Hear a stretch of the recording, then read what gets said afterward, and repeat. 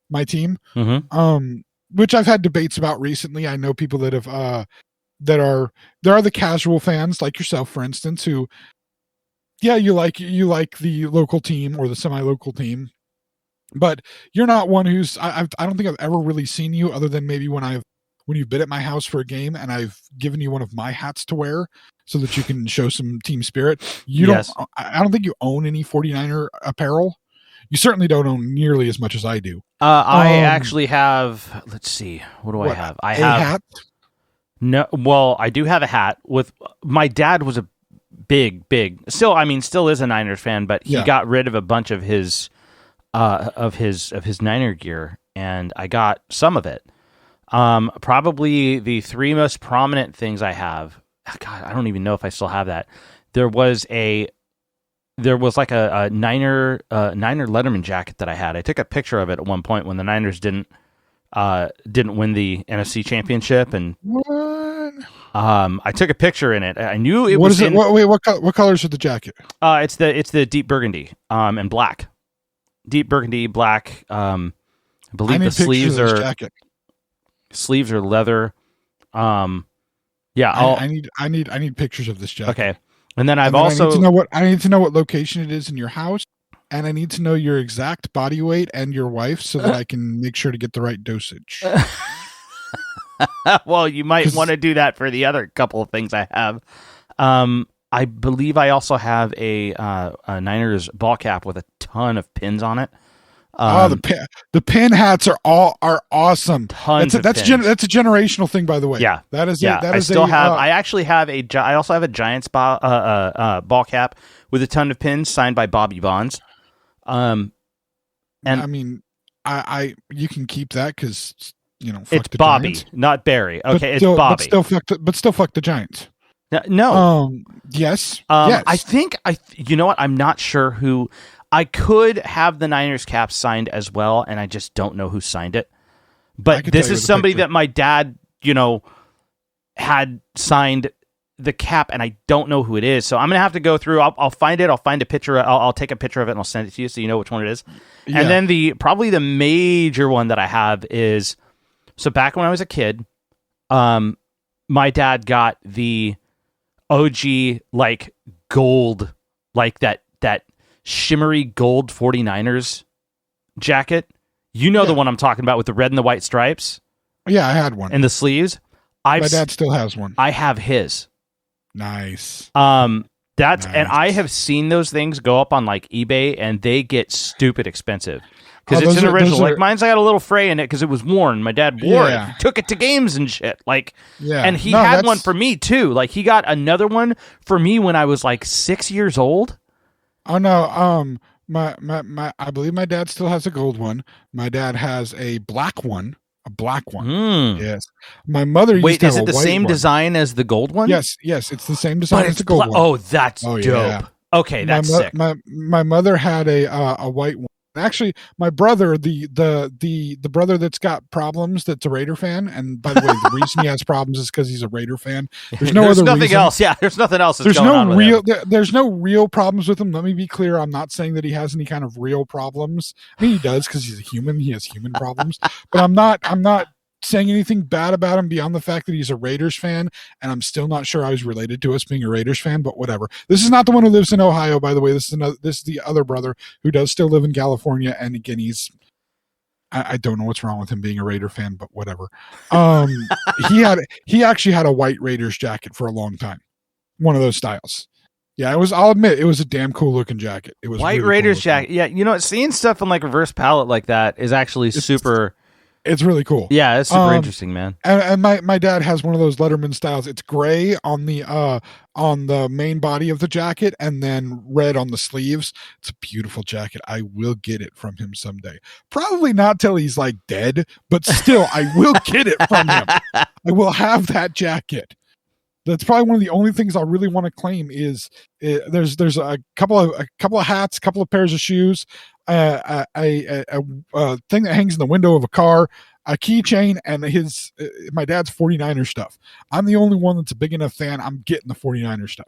But anyway, Fair. so you have a few things. Those jackets are pretty cool. The gold ones those are neat to have as far as the throwback goes.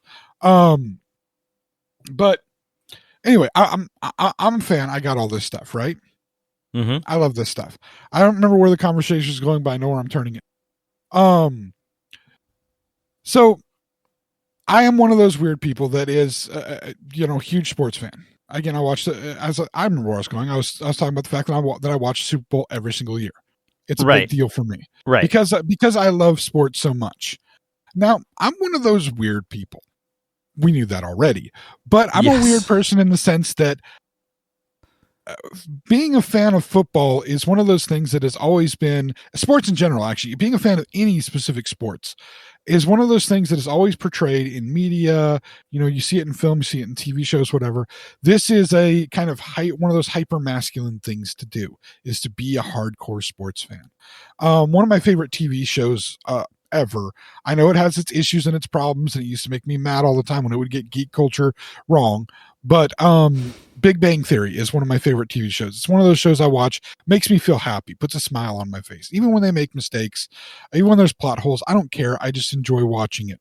It's funny. It makes me feel good to watch it. One of the things that they make as a joke is one of the major characters, Penny, female character, she's into football, which makes her, even though she's completely feminine, gives her a little bit of strength and masculinity. And the guy she ends up with, Leonard, knows nothing about football, and that kind of makes him kind of a weak man in a sense. And they're playing on stereotypes, is what they're playing saying, on right? stereotypes. Yeah. They're playing on these stereotypes of it. And it's always been amusing to me that a love of sports is considered, and sports teams is considered a hyper masculine thing, which is it's amusing, but it's also frustrating. Yeah. And then you have people that are part of geek and nerd culture that go to conventions and dress in cosplay, and you can ask them, I don't know, what planet is Chewbacca from? And they know the answer to that. So, by the way, what planet is Chewbacca from? Isn't Kashyyyk, right? Kashyyyk is correct. Yeah. I saw Fanboys too. You saw Fanboys? Okay, here's one for you. Deep cut for you. Okay, yeah, I'm probably not going to get this right, but give me a shot. But before Akbar became an admiral in the rebellion, who did he work for? Oh, more importantly, who was he a slave of? Holy smokes, that's good. Is this like something? This is well outside of the movie continuity. I don't know anything that deep. Like, not at all. Was he a slave to Jabba the Hutt or something? No. Here's a fun little note. The Empire used slaves, specifically non-human creatures were used as slaves. For instance, Wookiees were used as slaves for building things because of how big and strong they are. Whoa. Wookiees were also used in mining because again, big and strong they are.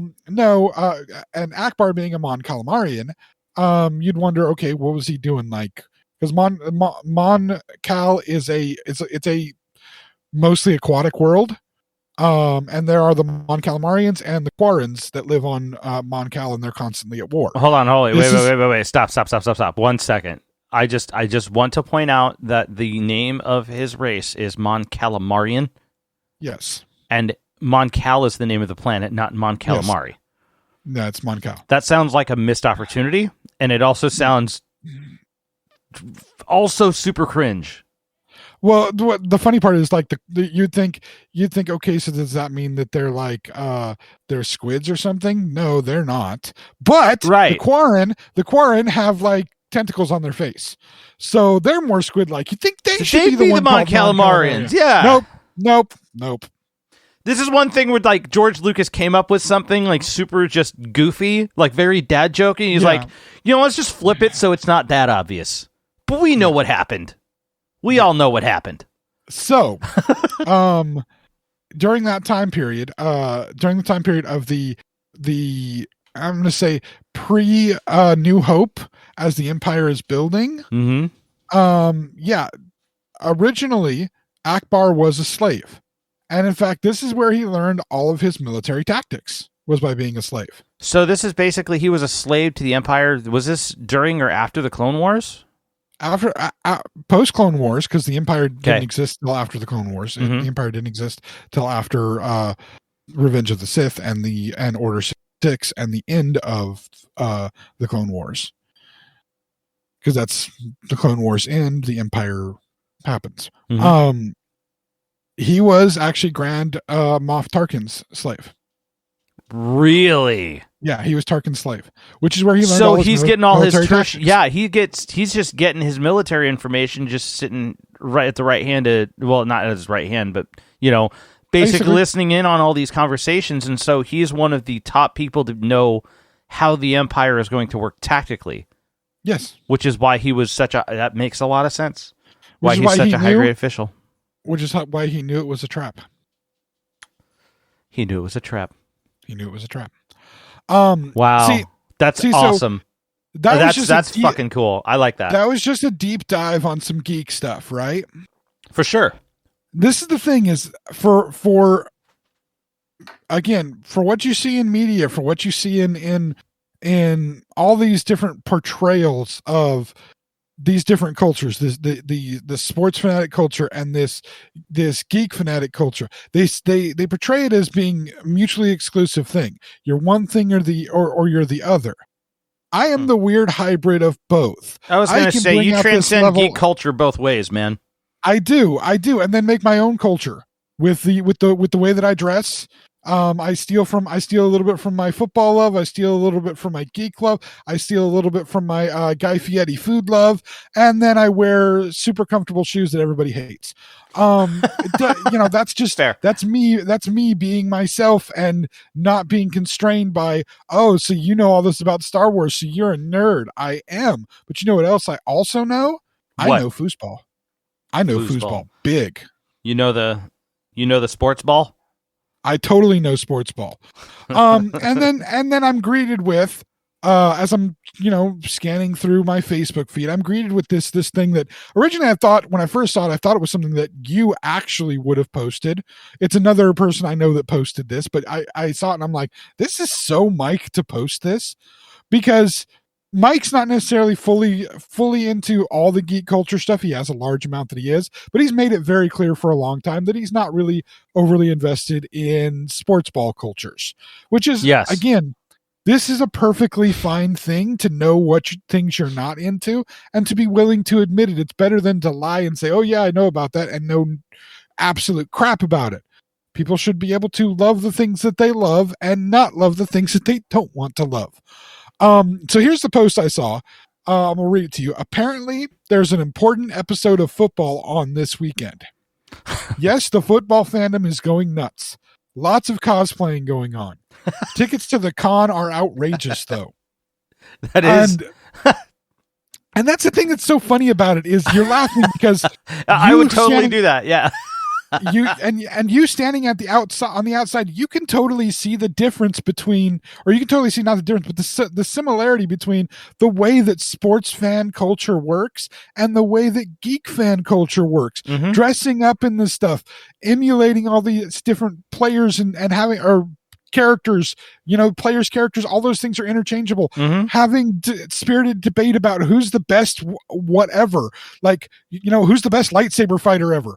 Who's the best wide receiver ever? These are the exact same damn debate, just different things, different coats of paint on each debate. You know what I mean? 100%. Absolutely. And you get the football people or the sports people in general that'll make fun of the Comic-Con nerds dressing like their characters, but you try to call them on, okay, so you're wearing a hat for your team. And you're wearing a jersey for such and such player.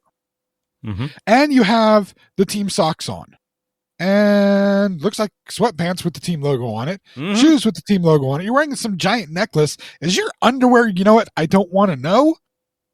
But how is that any different than that guy dressing up like Darth Vader or Luke Skywalker? It's not. Guess what? It is the exact same damn thing. And you know what? Absolutely. It cuts both ways, might I add. You have the nerd culture who will make fun of the football people for religiously watching their football games every Sunday, or the basketball people who will watch all of their stuff, all their games. I don't know how many games because I don't care about basketball. Or the college basketball people who basically block off the entire month of March because they got to watch basketball during the month of March. The rest of the year don't matter, but March, it gets crazy. It's like a madness. That's, it's the same damn thing. Those people that will wait 6 hours in line on opening day to see the new Star Wars movie, that's me, by the way, will also, they're the same people as the ones that have to wear the exact same clothing every Sunday to watch their football game, eat the same food, drink the same beer, and have that ritual because somehow superstitiously that helps their football team, even though logically it doesn't do a damn thing. Guess what? That's also me. And I think that's part of the fun. Like you're creating. Okay, so I thought about this a little bit because I know we brought this conversation up multiple times. Oh yes. I thought about this, and here's the thing about that. The reason why that's still considered to be a particularly important thing, something that I consider is that's part of it. Is you are creating your. It's not about the superstition so much as it's the fact that you're creating your own experience for yourself. It attaches you to the experience on a personal level. You are the only one that drinks the same drink. You might not be the only person that does that, but you're the only one who that matters to. Yeah. And so that is your personal connection to this experience. You're the only one who puts on your special shoes. You're the only one who does, who drinks your drink or eats your food or does your routine beforehand or whatever, If you've got just fucking mad body paint underneath your jersey or you didn't wash for a week, that's your thing that you did. There are some things that are really inexcusable. You probably should wash. Come on now. But I just, so we're clear. Some people don't do that though. Like they'll wear the same pair of socks through a whole season. There are some things that are not necessarily hygienically acceptable, but I do wear. This year specifically, I had my game hat that I only wear when the game is on. I take it off, put it on right before the game starts. I take it off right after the game is over. And now I have a lot of hats. I'm a hat person. I have a massive collection of hats. So to have one hat set aside specifically for that makes sense, but doesn't, but it does.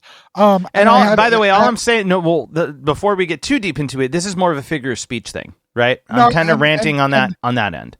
And I had a pair of shorts and a t-shirt that I wore for the games, but I would literally put them on right before the game started and then take them off right after the game was over. And yes, I did not wash those through the season, but I only wore them for the 3.5 hours of a football game and took them off. And I'm not calling you out. I'm just saying.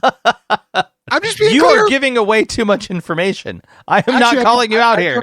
I don't mind giving away this information because I think it's one of those fun, quirky things about me that everybody else thinks it's just like, oh my God, he's weird. Yes, okay, but fair. Now, that being said, like you're the only that's my point is that makes the experience yours.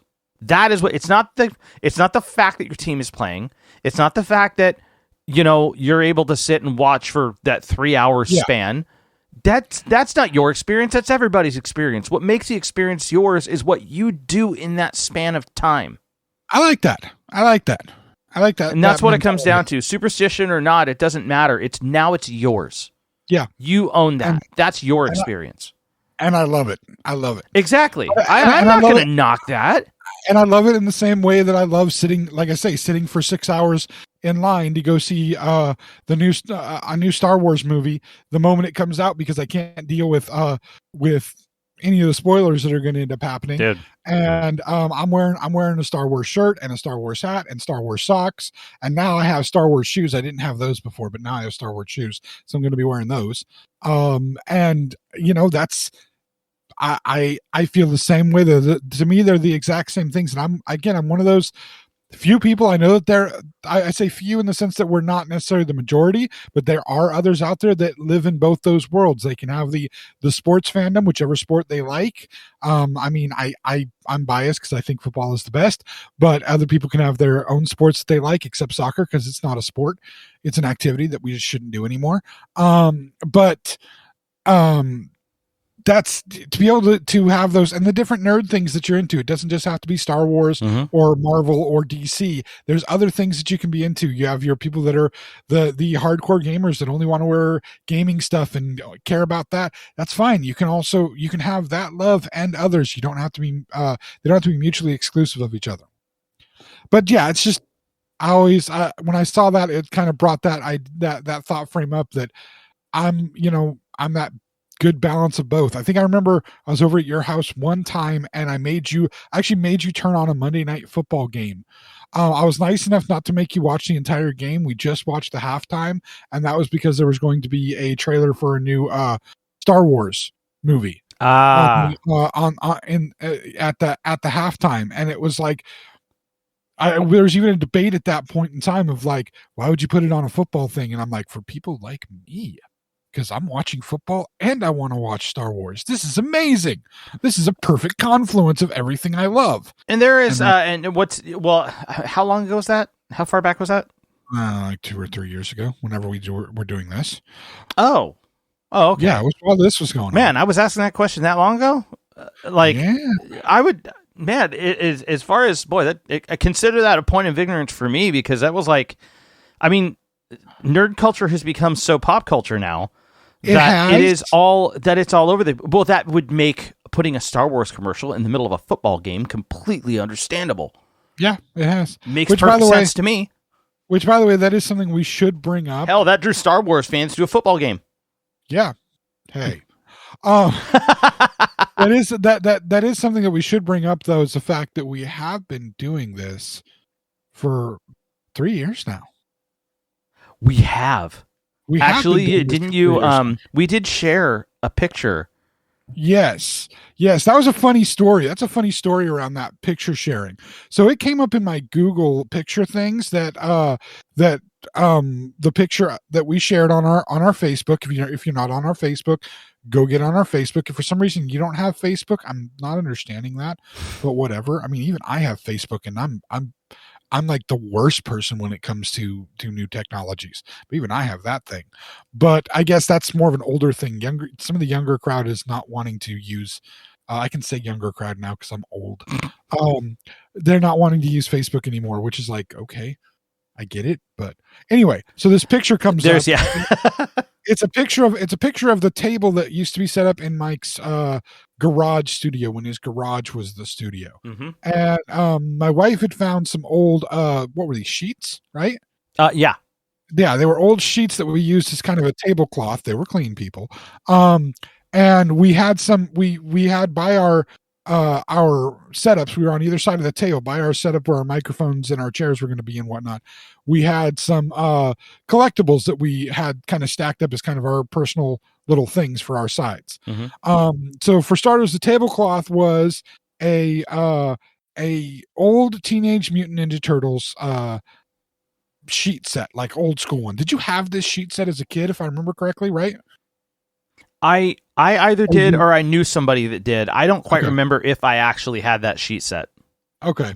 And then we had some collectibles on there. I had my Build-A-Bear Chewbacca that has, of course, a 49ers jersey on it. The perfect combination of Star Wars love and football love right there, which I found at a thrift store, by the way. It was just sitting on the shelf at like a Goodwill. And it was like $3, and it's like, it's Chewbacca with a 49er jersey, and it's $3. That would cost like $80 at a Build-A-Bear for both those pieces together. Yeah. And I'm just like, screw this, it's mine. And it still actually sits right next to my chair here in my own living room. It's right next to my chair, sits on my, basically almost on my right shoulder. Hell yeah. I absolutely love my 49er Chewbacca. Hell yeah. And then there was a little Yoda is kind of sitting in his lap. Mm-hmm. And then I'm trying to see, you have, I think, a Chupa thingy. And Chupa thingy? yeah, it's a Chupa thingy. right? Cheaper thinking. How about that? And then it looks like a little. Is it a bus? Is it a car? Short bus. It is a short bus. Yep. It's a short bus. It's a little short bus. Which, should I explain what that is? Why that's there? It has to do with the music, right? Yeah, it has to do with the music. It has to do with the previous band that James and I have talked about that I was in multiple occasions. Our tour bus for a short period of time was literally one of those little mini buses, one of those short buses. We pulled a bunch of seats out of the back of it so that we had storage for our gear, and we rolled up to gigs in short buses, and we caught Manny and I rolling up to venues that way. Now, mind you, they did show up to a lot of venues in that short bus, but for some reason, that bus could never make it to Reno. It tried to go to Reno a few times. It died, but it tried. Never make it to Reno. Nope. And that became one of my more fun stories of the one time it broke down on the way to Reno, and I had to attempt to go help rescue people, and I got to drive across state lines in a little tiny Chevy Aveo with two really tall people, three people in my backseat, two of them really tall. Because it was your bassist and his girlfriend at the time who were in the back seat with your one of your guitarists in the front seat and your guitarist's older brother in the back seat. Mm-hmm. And then your other guitarist's girlfriend at the time was actually in my trunk going across state lines. She had to ride in my trunk because there was no other place to put her. Because I was the only car that was there to try to help save people at that point. As the short bus gets towed across state line, and it had to be towed up to the state line by one truck, and then another tow truck from the other state had to get it. And so the truck from California towed it to the Nevada state line, and then a truck from Nevada had to pick it up and tow it into Nevada because they couldn't cross the state lines. Of course, I did with somebody hiding in my trunk. Beautiful story, one of my favorites. But anyway. I even had pictures on one of my old phones somewhere. Pictures of the one guitarist's girlfriend climbing into the trunk of the car, and that's a hatchback. So it's not like a full on trunk. It's like, hatchback style trunk. So we could still talk to her and hear her and whatnot. But she was basically the smallest person to be able to fit into the trunk. Funny part is, this is actually a really funny connection. She is not the only person to have been in the trunk of that car. The person who posted the Super Bowl Facebook post that I read to you, that I said could have been you, mm-hmm. He has actually been in the trunk of that car before too. Oh, really? In the trunk of that car before too. Yeah, sneaking into a concert. Well, not sneaking in, but we only had the one car to be able to get everybody in. And so back seat was full, front seat was full, me and my wife, and I think all three of her sisters. And this was at the time, one of the sisters' kind of boyfriend type thing. So he was coming to the concert with us, and we had to put him in the trunk because that was the only way to get him with us with the one car. We only had the one car to go in. So yeah, he got folded up and put in the trunk for that trip. So yeah, wow. Again, multiple people were in the trunk of that car. So fun stories. But anyway, yeah, it's been 3 years. So I sent this picture to Mike to show him. This came up on my feed. Mm-hmm. Hey, look, it's been 3 years since we've done it. And so Mike had a response. Now I have to find the response. I lost all the pictures. Oh my gosh, here we go. Mike's response: dude, this pic needs to be socialed, right? Yes. Which I guess makes sense to most people. And it actually, here's the funny part. It actually made sense to me. I knew exactly what he was telling me because all I had done is shared it to him, sent it to him. I knew what he was telling me to do. He wanted me to post it on social medias. But these are the moments that I like to pretend I'm stupider than I am about technology, about social media. I'm not that stupid about it, but I am to at least some degree. I like to play a little dumber. You shop that out pretty far. I like to play dumber. You really sell that constantly. I do, and it's so much fun to sell it because I know more than I let on. And so when I have people ask me about certain things, I can sometimes pretend to not be knowledgeable and then hear what they have to say about it, and then slap them back with the knowledge that I do have. But anyway, so he says this pick needs to be social. My response is, like, we need to find friends for it and secure play dates. And I can just see Mike reading that and going, oh my God, James, are you serious? Well, no, I wouldn't necessarily take it that seriously, and I didn't. But and I was so like, his response, dad joke, man, the dad joke. Yeah, of course. His response is, JFC, you really need to learn internet lingo, which just kind of spurred me on because he did the JFC instead of actually typing it out. And so I was like, oh, I'm going to have fun with this too. So I make a little comment. I post it on Facebook, tell him to check his feed and whatnot. And then of course I just like, he JFC'd me. I'm going to mess with him just to see if he's going to take the bait on this. Also, what does Jersey Fried Chicken have to do with anything? And is that a real place?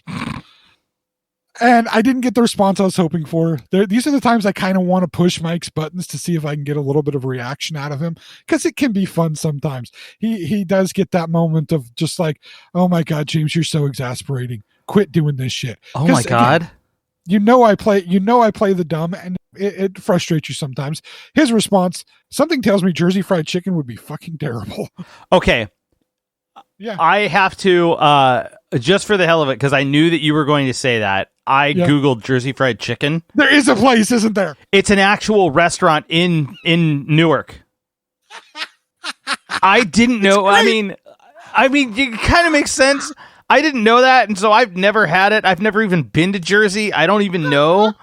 But I am quite shocked that there is a place actually called that. And dude, whoever has a response for this, like, let us know how this is, because I legit don't know. That's great. That's beautiful. Yeah, isn't it great? Like, it's so, yeah, there's a place called Jersey Fried Chicken. It's in Newark. It has 3.5 stars on Yelp. If there's anybody that's ever had Jersey Fried Chicken, let us know. It just seemed like again, one of those moments where it's like, let's see if I can push his buttons a little more. I'm careful. I try to only push them. Bro, their menu is great though. Oh my gosh, yeah. Okay, now we're turning into an advertisement for Jersey Fried Chicken. That's fantastic. I am very so this place actually is more like it seems like a brunch place, like a breakfast brunch place. It's kind of got this from what I can tell, it's kind of got this bougie IHOP thing going. Well, I mean, Jersey, that makes sense because Jersey is well known for diners. Diners are like, it's like a cultural thing there in Jersey. If you want to go, all right, so I'm thinking like a Mecca of diners. Yeah. That's Jersey is the place to go for the Mecca of diners. There's diners all up and down. That's probably the only good thing. Probably the only good thing about Jersey, other than like Kevin Smith, maybe. Everything else in Jersey completely worthless. But yeah, if anybody is listening, Kevin Smith diners. That's I'm quite positive if anybody is listening to this at this point from Jersey, they're like, oh fuck you, like. Because I don't Kevin know Smith about restaurant culture in Jersey. I don't. You hear about all this shit in New York. You hear about, Southern Bible Belt like restaurants, especially like here I am thinking that the reason why I said something like that is because it's so far removed from the places that you would go to for good fried chicken in the entirety of the United States. Like the places known for good fried chicken. Yeah. Where is that? It's not just yeah, you're looking at the South. The reason why a national, like a worldwide restaurant is based on literally the name of the state of Kentucky is because when you went to the South, you were getting some good fried chicken, especially if you knew where to go. Which is, by the way, not Kentucky Fried Chicken. Kentucky Fried Chicken. No, it's not that restaurant. No, that is not the place to go to get good fried chicken. But that is commercializing. Is. Yeah, that's commercializing and capitalizing on a well-deserved rumor. I'm pretty sure that if you found a hole-in-the-wall greaseball spot in Kentucky in some like old downtown street somewhere, you would be getting some bomb-ass fried chicken. You know what I mean? Oh, very likely. And that's that's the kind of Kentucky fried chicken. That's what you're talking about. Yeah, what I didn't know, certain foods. You're right. You do associate certain foods with certain areas. I just didn't associate fried chicken with Jersey. Like that's and that's again diners. I know diners are their kind of main restaurant setup, and they are well known for their diner culture. It's a big deal out there. It's like it's very much like how everything in California, for some god awful reason, has to have avocado on it to make it California. Diners are what is the thing in Jersey. By the way, the reason I would know this is because the only way I'm ever going to travel around the United States, I don't care about seeing like landmarks like the Grand Canyon. Great, it's a big freaking hole in the ground. Whoop-de-doo.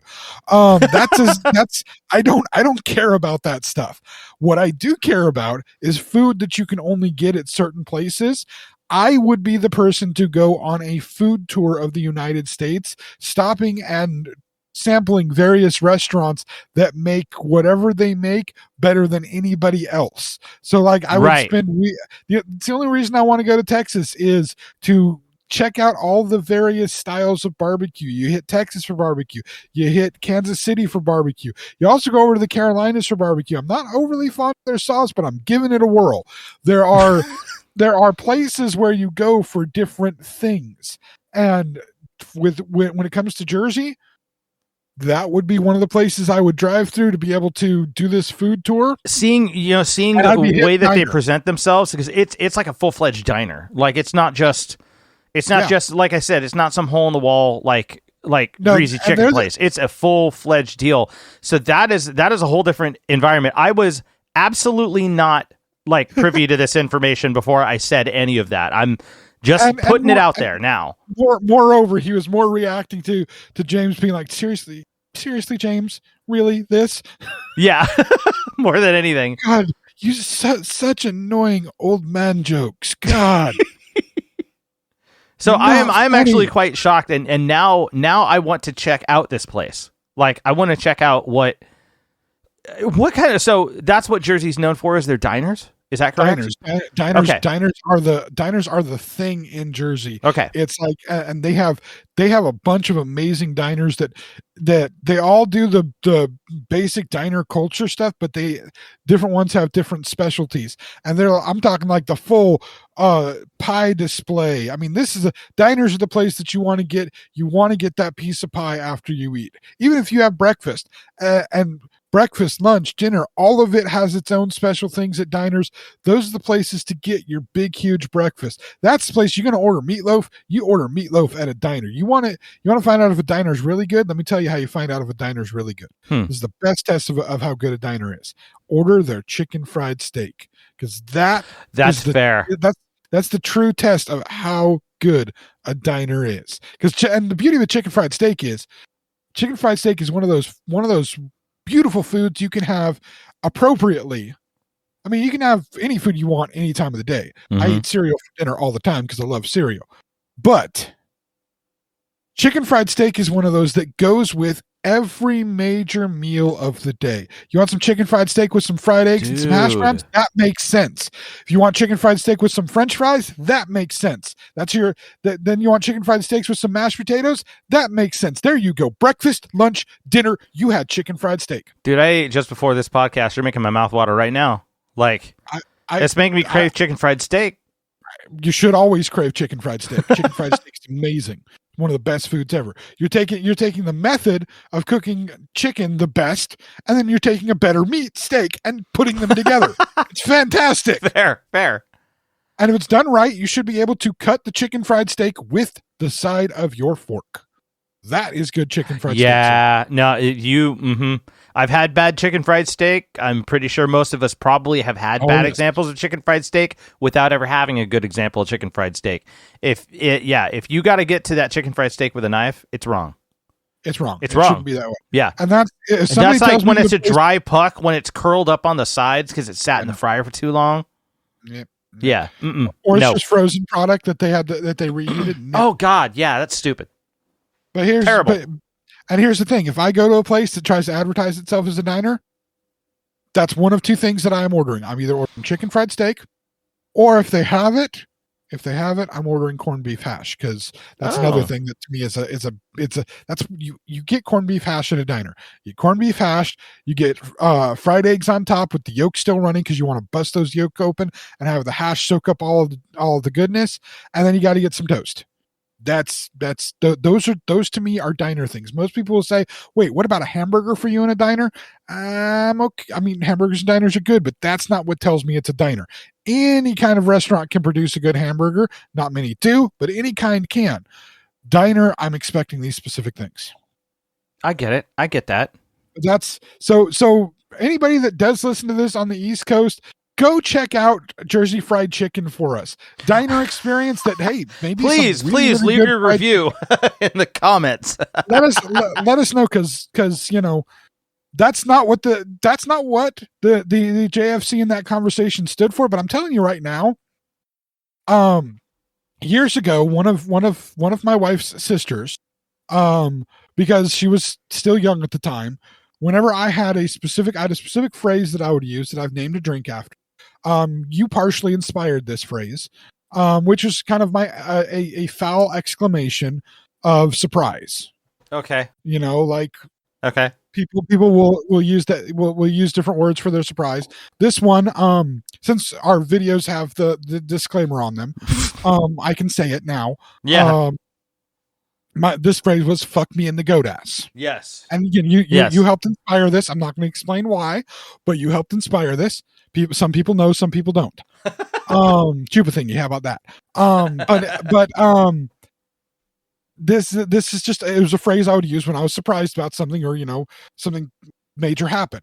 I use it a lot playing board games. Whenever I'd get somebody do something really cool, or I'd do something really bad in a board game. One of my wife's sisters, she liked the phrase, but she wasn't going to say the phrase because she was still too young to be using foul language. Totally changed now. She has a sailor's mouth now, but whatever. She's at that time she wasn't going to use it. So I think we were actually playing a Lord of the Rings Trivial Pursuit, because I'm that kind of geek too. And she, instead of using that exclamation, came up with the alternate Buckleberry Ferry, which is a reference to Lord of the Rings. There's a ferry. Yes. Across the Brandywine River, that's the Buckleberry Ferry. And so that was her comment, or that was her basically phrase that she would use. That's for the same a legit replacement. Yeah, just yes. Like that same person would say, oh gosh, what was the one that announcer Scott used to always say back to her? What the crap? Remember the what the crap? Yes, I remember what the crap. Same one that would say what the crap. Yes. Instead of what the hell or what the fuck, it was what the crap. Same exact one. So Buckleberry Ferry became her version of that. And so I'm of the belief that instead of the JFC, which I remember a former member of one of your bands that had that the JFC in the full words on the back of a sweatshirt, which I thought was awesome as hell. Yeah. And of course that's if you don't know what that stands for, it'd be, can I say this one? I mean, if you want to. Okay, it'd be Jesus fucking Christ. I yes. think that instead of having to use that, I think this could be our replacement. This could be our what the crap. This could be our Buckleberry Ferry. Instead of saying Jesus fucking Christ, we can say Jersey Fried Chicken. I think this works. I don't know. Anyway, part of the reason also I brought up that picture, which again is on our Facebook. Please follow us on Facebook. Is the Ninja Turtle sheets, which you still have that at the house, right? Yes. That got left yes, I do. House, yes, I do. Sheet. Yeah, but I've this brings up this advertisement that Mike sent to me. This picture of this advertisement. It is relatively. This is a very roundabout way of getting to that, but yes. Well, that's there. But I want to talk to the one thing, and I'm connecting. I want to talk about the one thing, and then I'm connecting the one thing to this other thing. So we're getting there. Okay. Okay. Fair. I had a process. Anyway, Mike had sent me this picture of this Easter sale from. Does it say the date of when this sale was? I don't know. I'm taking a look right now. No, it's just kind of Thursday, April. Hold on. Sale starts Thursday, April 9th. Sale ends April 18th. So Thursday, April 9th. Now I'm going to have to Google because I'm sure we can find out what year that is. Oh, yeah. All right, hold on one second. What years did April 9th take place on a Thursday? Okay, so months and years having Thursday the 9th. Let's take a look. Oh, we got... So, there we go. April 9th, Wikipedia. All right. Friday, 2020 was a Thursday. 2015 was a Thursday. So it's every 5 years? Well, boo.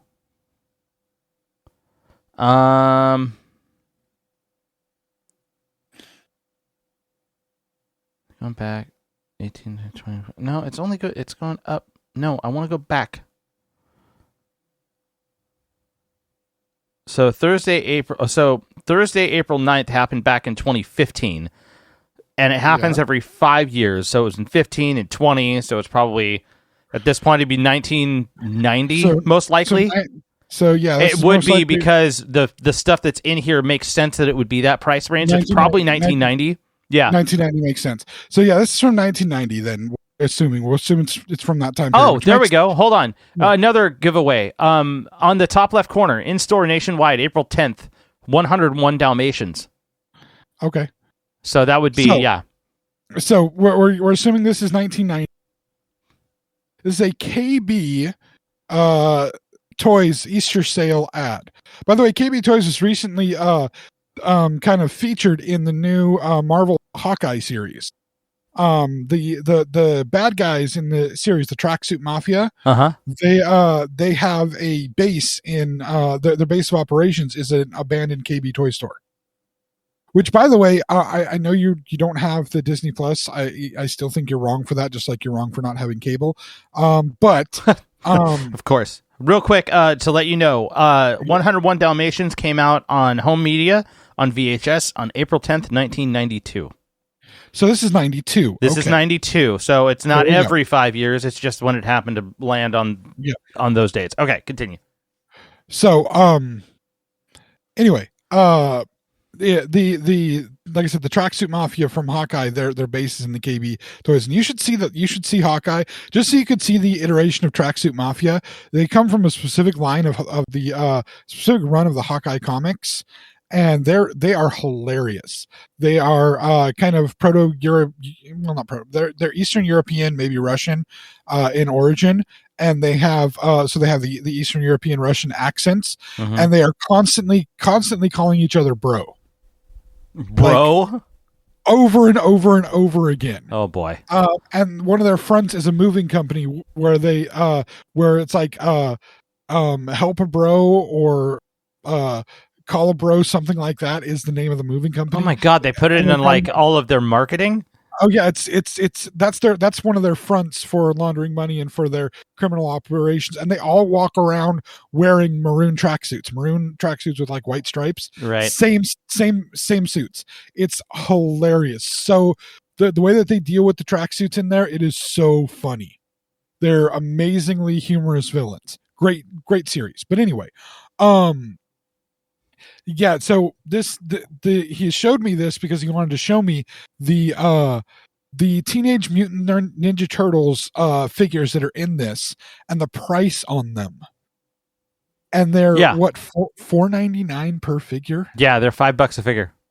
That's just, you can't, coming as a parent who buys toys for their kids regularly, you can't get decent figures of any kind, especially related to a franchise for $4.99. The $4.99 ones, you're getting like the midgetary figures. You're not getting the standard full-size figures, and these are the standard full-size figures. That's an amazing price. But then right next to it is an original Nintendo Game Boy for $69.99. That's amazing too. Yep. And then are those Damn It dolls, troll dolls next to the turtles as well? Damn It dolls. They are Damn It dolls. That's their original name. What? That's their original name. When? From the guy who made the troll dolls. The guy who made the troll dolls called them Damn It dolls. Yes, because that was his name. Hold on. I'm doing some looking up now. Interesting. No. Dude, okay, get this. $1 in 1992 is legit worth $2 today. That makes sense. It's inflation, as far as price inflation, has literally doubled at that time. So that $5 is literally worth $10. That makes means sense. that the current inflation price on this stuff, holy smokes. That would make sense. When you think about it, that means the Game Boy. So you're looking at maybe basically doubling the price. Game Boy for $140. That makes perfect sense. Yeah. You're looking at Game Boy is $140, $40 each for those Game Boy games. Hold on. I'm going to get to that in just a second. Real quick, the Troll dolls were originally created by a Danish woodcutter named Thomas Dam, D-A-M, and they were known as Dam dolls or Dammit dolls originally. That's adorable. Yeah, I didn't know that. They were called Dammit dolls. Gee, I wonder why they didn't pass for marketing. Yeah. But here's so yeah. Below the turtles is a Nerf bow and arrow set. Oh yeah, and dude. We're both freaking out about the fact that like it was $19.99. Like seriously, $20 for the set. But back then, like $20 was so much money. But if you're talking about the proper inflation, tell the story that you told. Tell the story that you told about what you got for. Oh yeah, so there was like a Nerf dart gun set that I picked up for my nephew this year for Christmas, and how much? It was like $45, which is about appropriate. Yeah, if you're looking at just the bow and arrow, you got like 3 arrows on that set, and that's a bitchin' little bow and arrow. But we've got. It's really that looks like it'd be worth about $40 to me, especially with like the multi dart gun set that we got. Like, dude, what we got was like one of those guns that has like the rotating turrets where it's just like basically a machine gun. I know exactly which one that you were talking about. I actually almost got a few for the household this year for Christmas. And I love how it also comes with like a little backup handgun that. Has you could load the darts in the handgun. It's like a little 6-shooter, but it's great. If you've emptied out your big gun, then what happens is you empty out your big gun and they hear that it's emptied out. They become a little complacent and they'll pop out from cover. That's when you pull the extra. Yep, that's when you pull the sidearm, man.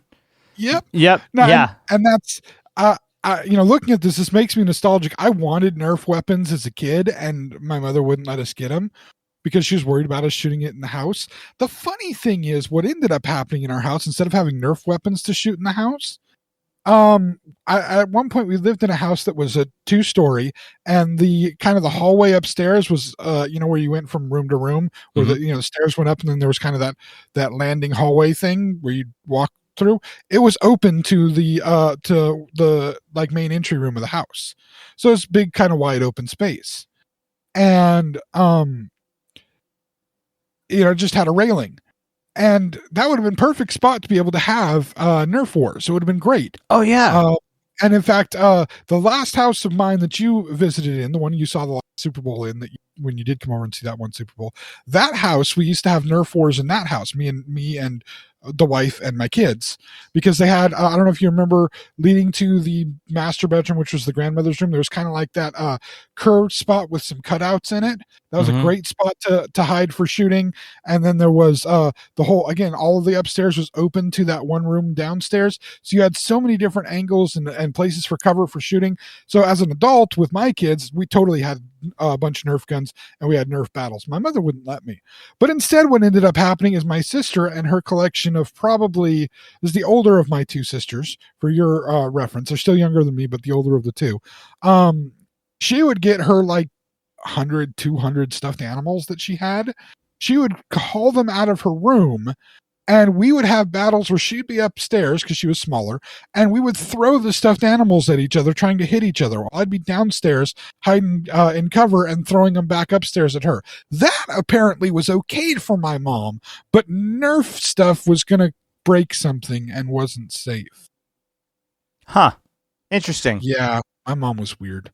I wonder where I got it from. But anyway, yeah, this is a nice little nostalgic ad to bring back. And then remember I said earlier I was going to chastise Mike a little? I'm going to chastise him now. Apparently. Now? This deep in now it's happening? Deep in now.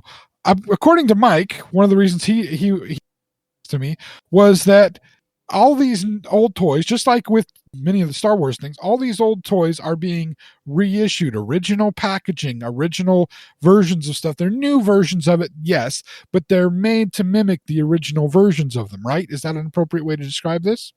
Yeah, they're basically carbon copies of what they used to be. So essentially, these what we're talking about here is there's been very much a resurgence that's been hitting a lot of collectors. I'm part of a Teenage Mutant Ninja Turtles based Facebook group.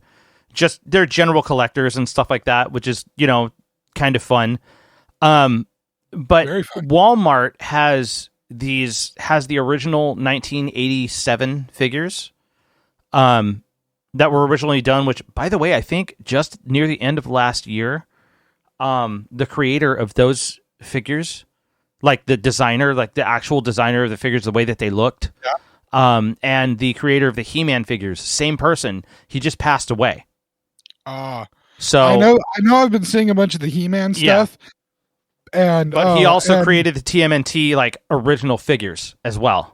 Like, I know the wife has been pushing me on the He-Man and I literally had all the He-Man stuff when I was a kid. Mm-hmm. There's nothing that I didn't have. I was actually at your former place of work a couple weeks ago, and they had Skeletor's spider mount that he it was missing a couple of legs, but they had his spider mount thing. Oh, nice. I don't know if you remember seeing it there. You probably didn't, but they had that toy, and I had that as a kid. My mother played with it before she wrapped it up for Christmas because she loved it so much. It was battery powered. Put the batteries in it. It had 8 legs. It was built like a spider, and you'd set the figure on top of it, and it articulated. It walked. It was battery powered to walk. Dope. You turned it on, and the legs would move and walk it. Oh, wow. It was so much fun. The dogs hated it. I bet they did. Oh God, could you imagine just a giant spider-looking thing? Oh God, that would scare the hell out of them. There's actually a picture that exists of my USS Flag aircraft carrier with the Cobra Night Raven, which was their SR-71 ship, the SR-71 plane for Cobra Night Raven sitting on it, and then a bunch of stuff from the a couple of cars from the TV series Mask, the cartoon Mask. Yeah. A couple of ones from I can't remember the name of the other series. It was there were vehicles and creatures that were techno-organic. I'd have to find the name. I know the series, I just can't remember the name of it. And then there's the Skeletor spider sitting on top of the aircraft carrier as well. Nice. All spoils from different things. But so yeah, these new versions of the original versions of these toys are out. Yeah. And I guess it's not really, I'm more just making a recommendation to Mike. When you have the capability now, I'm speaking from my own experience and the fact that, 10 years ago, I had a very minimal Star Wars collection, and now I've been able to enhance my collection so amazingly. When you get the opportunity to get those things, man, the ones that mean something to you, you got to jump at that opportunity to get those. You really don't tell me that, man. Don't tell me that. You have to, because you're gonna do that. The problem is if you don't, and then they disappear again, you're always going to be like, I had the chance to get him again. I had the chance to do it. I have only one item in my Star Wars collection that I need to have. That, man, there's some that I would like to have. I'd love to get a Chicken Walker again. I'd love to get a decent Millennium Falcon again. I'd love to get I don't have Darth Vader's TIE Fighter. I'd love to have that. But the one I need to have, I need a specific one, and when I've passed it up twice. When I've seen it, I've passed it up twice. I'm telling you right now, if I see it again, I will not pass it up again. I will snag it if I see it again. Because I kick myself for the 2 times that I passed it up. I had the opportunity to get it, and I was too stubborn, and I didn't get it. One item. And I'm just saying, man, when these items come back, this is not just to you, this is to everybody. When these items come back, we're seeing this flood of nostalgic items from when we were kids, when our generation was kids, during that toy boom in the 80s. Thank you, Ronald Reagan, for deregulating that stuff. throwback to one of our original podcasts, first year. When these things come back and have their resurgence, you had that piece that you didn't get and you always wanted, or you had the piece that you had and you've lost it over the years, and you see it available again. Get it. Because you think it's just a little thing. It's just a thing. It's something I spend money on. It's going to just sit somewhere. Sit it somewhere where you can see it. Because I can look around where I'm sitting right now in my loft. I'm looking around at all the various Star Wars things that I have, and I can see, I can see some of my original figures. I have an original Han Solo and Chewbacca from Return of the Jedi that were made in the Return of the Jedi era. I still have them. I have 2 regular stormtroopers and a Hoth stormtrooper. I have a rebel soldier from Endor. These are original ones that I have had. And next to them are clone troopers and a newer Darth Vader and like 3 Darth Mauls from Episode 1, Qui-Gon Jinn. I got a Jango Fett hiding in there. I have some Episode 1 toys that are still in packaging. At first I was just listing the ones that are out and out of packaging, and I have all these sitting here and I can look at them and I get joy. They bring me joy by having them. Not everybody's a collector like me, but here's the thing. I know you are. I know you collect, right? Yeah. And they bring you joy to get that thing that you've always been wanting. And I can tell you, that one item, if I could get that one item again. I had this item. I no longer have it. And I haven't had it since I was a little kid. I want this item again. And when I find one, the exact one, I'm going to get it again. I'm going to get it. And that's because that's the one piece of my collection that I need to have. Everything else, I still find things that are, amazing to have. But this is what I'm saying, man. When you have the opportunity to get these, get them, because you'll kick yourself for not having got them. And they can bring you joy. If a thing brings you joy, it's worth what you pay for it. I hate when you're right, man. You must hate it a lot. And this goes for anybody that's listening. Things can bring you joy. They shouldn't be the only thing in life that bring you joy, but they can bring you joy. And joy is a precious commodity. We need as much of it as we can get. If you can get it in a way that doesn't harm yourself or anybody else, that's even better. So yeah, there may be times in your life where you don't have the money to afford those things, and you may have to deal with the fact that you can't get them at that point in time. But if you have the ability, if you've got the money, you're not going to hurt yourself by doing it, and you have the opportunity, get those things that mean something to you. And don't let anybody try to tell you that things don't mean have importance, have significance, because they do. Things have significance. People do as well. I'm not saying they don't, but things have significance. And I don't know. For me, it's, again, I'm a collector. I love having these things. They do mean something to me. I'm not necessarily going to save them in a fire. I'm going to save the people first. But notice I said the word first. But it's still they can bring you joy, and if they can bring you joy, they're worth the time and effort. Anyway. Do we have anything else for the day? Not that I could think of, man. Other than now I want Jersey fried chicken. Or chicken fried steak, or just anything fried. I'm good. I'm just good with fried. Oh wait, that's what I'm having later. Anyway, Mike, where can people be listening to us talk about football, Star Wars, and Ninja Turtles? That's a weird combination. Dude, right? That's great though. It's a great combination. I think it's fantastic. Also Jersey fried chicken. Yes.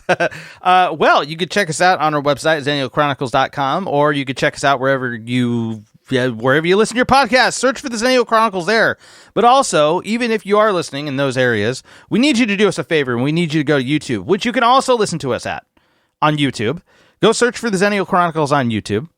Find this video if you haven't already and you're listening to it here. Even if you're listening to this video, I would suggest, if you could, we need some help. We are trying to get our subscriber count up at YouTube. And so if you guys are listening to this right now, please, on top of liking the video, please also hit the subscribe button if you can. That would be fantastic. And right next to the subscribe button, I'm awake, I promise. Right next to the subscribe button, there is another little thing that needs to be done. James, I think you know what that is. Yes, I do. Sorry, I'm not. It's like proper diction. I'm usually the one that's right, Mike. Thank you. Carrying the load. Yes. Right next to that subscribe button is the bell. That's right. Say what? Say that again? You need to click that bell. That's right. You need to click that bell. Make sure you get notified the next video or the next podcast that we have out, and you'll know. That was so smooth, dude. So smooth. Yes, we are looking for 100 subscribers, right? Yes, we want 100 subs. We want at least 100 subs. We're not there yet. We want at least 100 subs. Custom URL, man. That way you can just tell people, go to whatever our custom URL is going to be once we get it. We don't know. We can't make it until we get our subs. I mean, we do have a website. We do have a website. That's true. It's cool. We have our own website. I think it's cool. We have a fan base too. We do. I mean, you haven't got the chance to experience the fan experience with this yet. I know you've had fan experience with other stuff, but we got to get you into the pizza place to have the fan experience. Pizza guy will go nuts when you get there. Pizza guy. Yes, pizza guy will go nuts when we're both in there. Shout out to you, pizza guy. So while you're there, while you're on YouTube, while you're subscribing to our stuff, and please do, no matter where you're listening to this, please go to YouTube, subscribe. If you have Facebook, find us on Facebook, follow us on Facebook. We're on Twitter, but the Twitter guy doesn't do stuff enough, and he's still reading tutorials on how to work Instagram because, you know, he doesn't understand what to do with it when you socialize. Anyway, so while you're on there, while you're on YouTube, please check out Mike's other two pages. He has his video game page that he does with his wife, Chronicles Games. This is them playing video games in the order of the story, not in the order that the games are released. I know. Yeah, have you gotten back into releasing stuff, or are we still working on getting that stuff back started up again? Oh, you mean for Chronicles? Yeah. Not quite. We're in the middle of that. We've had to do some remodeling and reworking around with what's been happening. So we have a bit of it's been a long pause, but it's been a pause, and we are archiving some videos so that when we relaunch, we'll have a much better approach to what's going down. So, and I've seen some of the actual physical happening in the living room to make this a little bit better situation for them. Yeah. And I benefited from it. I got a cool table. This is true. As a result. So check that out. Subscribe to that, please. And then this is the big one, please, to help us out with. If you're subscribing to us already here on the Xennial Chronicles, Mike's other page, Ruling Note Music. This is Mike talking about music stuff, stories about the history of different musicians, fun little anecdotes and tidbits, finding out things like, you know, the music equivalent of a guy named Thomas Dam made the troll dolls, and they were originally called Damn It dolls. That kind of information that will come out on this. Mike is trying to reach a certain number of subscribers on that as well. Yes, because it's actually going to pay off for him literally when he reaches that number of subscribers. So check that out, subscribe to that, find other people to subscribe to that, help Mike out here. This could be a big boon for him. And, you know, as much as I would love for us to get the stuff here on the Xennial Chronicles, I still want Mike to be successful in all of his other endeavors. He's not necessarily gonna pitch himself in quite this way to anybody that's listening. He'll do it to his friends a little bit, but he's respectful about it. He don't want to toot his own horn too much. I'm tooting it for him. Oh, well, thank you, sir. I'm also just tooting because I had eggs for breakfast. Oh, well, but that's anyway, no beer later. Thank you all for listening, and we will be back again next week. Y'all have a good one. Thank you for tuning in, friends. The journey continues next week.